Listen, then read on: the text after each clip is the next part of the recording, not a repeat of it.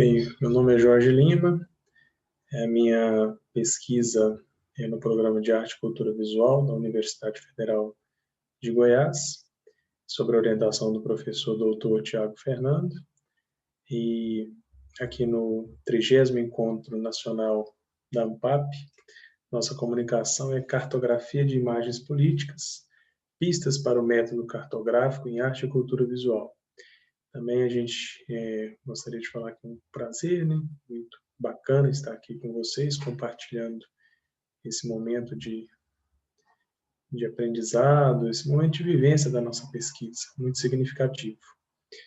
Então, esse artigo ele apresenta pistas metodológicas sobre a possibilidade de realizar pesquisas cartográficas em arte e cultura visual, e percebemos ao longo da nossa permanência no programa de arte e cultura visual que entrevistas utilizando aí de grupo focal como método de pesquisa em abordagem qualitativa de contornos etnográficos, com a intenção de ler imagens da cena política, não eram suficientes para compreender os sentidos que o eleitorado de Jair Bolsonaro atribuía a tais imagens. E, diante disso, né, essa opção ela não alcança a totalidade das opiniões, dos dramas, dos desejos, dos sonhos, sentimentos, crenças e valores daquele eleitorado. Em função de alguns membros ali no grupo focal, eles estarem às vezes exaltados e acabarem por inibir a fala dos demais participantes, né?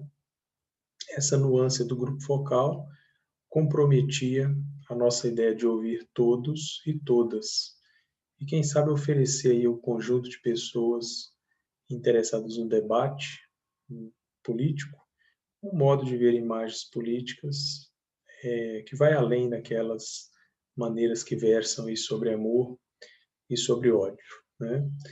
Aí, nesse artigo nós trouxemos duas imagens, né?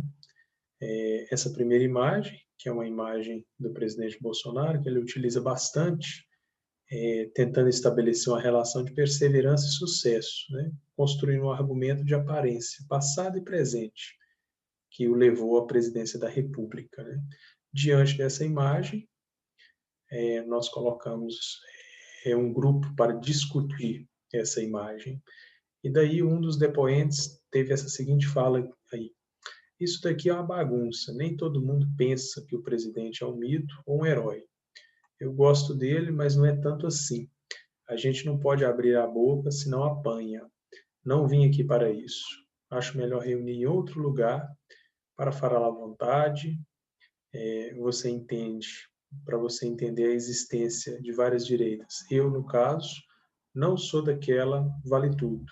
O voto é individual, a fala também. Se não tem gente que vai concordar para evitar situações ruins. Essa é uma fala que foi colhida numa entrevista em novembro de 2020. Ali, o entrevistado revela para a gente a necessidade de que essas entrevistas fossem feitas de forma particular. Por isso aí, nós repensamos um desenho do grupo, do projeto de pesquisa, da pesquisa como um todo, né? Por que isso? Né? Essa fala revela para nós uma necessidade de mudar de método. E aí isso fez a gente olhar para o método cartográfico, né, como possibilidade de pesquisa. Por quê? Porque ela vai superar essa questão, esse distanciamento que a gente tem entre o objeto e o sujeito, né, da pesquisa. A cartografia ela é feita pelo cartógrafo e não é possível mapear, rabiscar mapas, construir paisagens, acessar imagens ou desmontar estruturas estando longe do território da pesquisa. E o território da pesquisa é o eleitor ou a eleitora, né, em sua própria individualidade. Então essa é a, digamos assim, a sacada para o uso do método cartográfico. E aí nós temos a segunda imagem, né, que é Jair Bolsonaro tomando café com os filhos. Da direita para a esquerda, a gente vê o Carlos, o Flávio e o Eduardo Bolsonaro. Essa foto foi retirada do Facebook do presidente. Então, nessa jornada de desenhar mapas, de desdobrar de forma prática essa pesquisa, nós submetemos essa imagem 2, a duas leituras em momentos diferentes, né? A ideia inicial foi apresentar essa imagem sem oferecer quaisquer elementos de interpretação e depois disponibilizar pistas sobre como essa imagem provavelmente foi fabricada, foi inventada.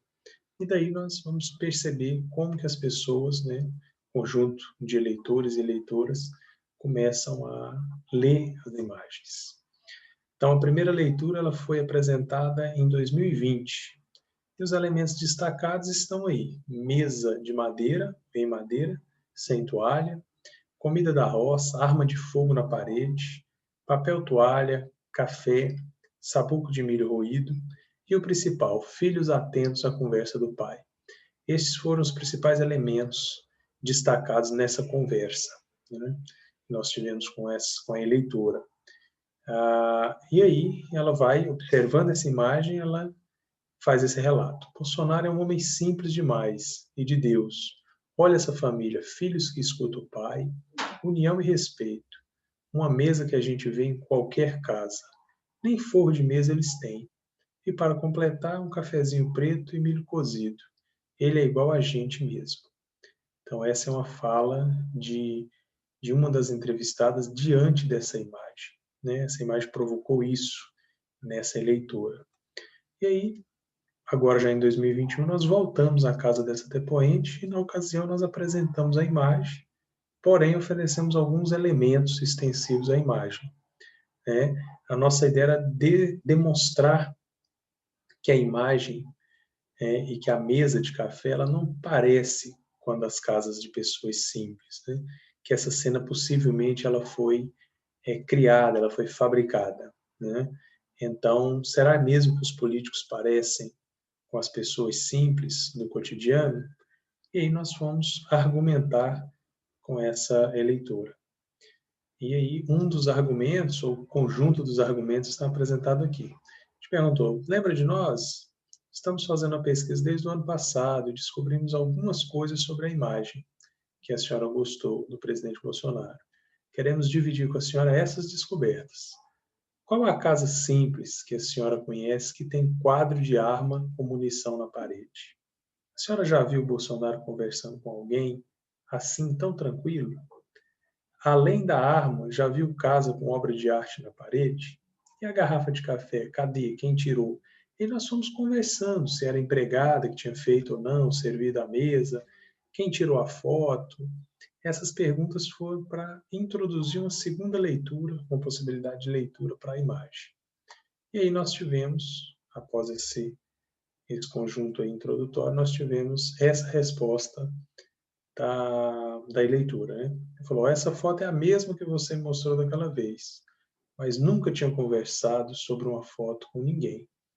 Que esquisito.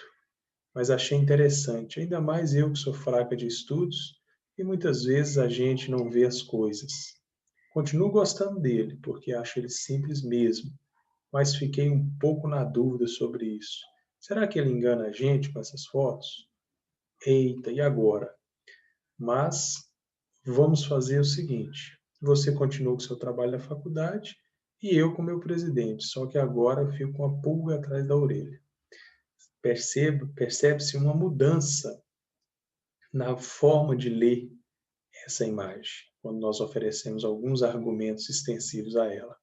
Então, a hipótese nossa aqui, como educação, como elemento da educação não formal, visual e político, ele teve resultado conforme o nível e o tempo para essa pedagogia visual. Pensamos que um processo a longo prazo, através de uma proposta de criação de um laboratório de estudos das imagens políticas, pode, né, gerar resultados relevantes para o futuro das imagens políticas.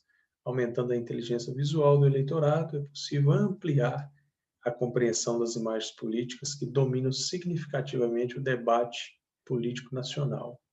E quem sabe fazendo isso a gente consiga enfrentar a manipulação da cena política por meio de imagens.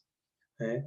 Essa é a ideia, né? Essa é a ideia que permeou o trabalho. É construir uma pedagogia, uma alfabetização visual capaz de fazer as pessoas pensarem, o conjunto de eleitorado, tanto de esquerda quanto de direita, pensar como as imagens são usadas para, muitas vezes, manipular e arrastar o eleitor, a eleitora, para uma decisão de voto inconsciente. Esse é o nosso trabalho, essa é a nossa ideia. Aqui algumas referências que foram utilizadas e, no mais, é isso. Muito obrigado a todos e todas. Obrigado pela oportunidade. A gente finaliza essa comunicação. Tá? Muito obrigado.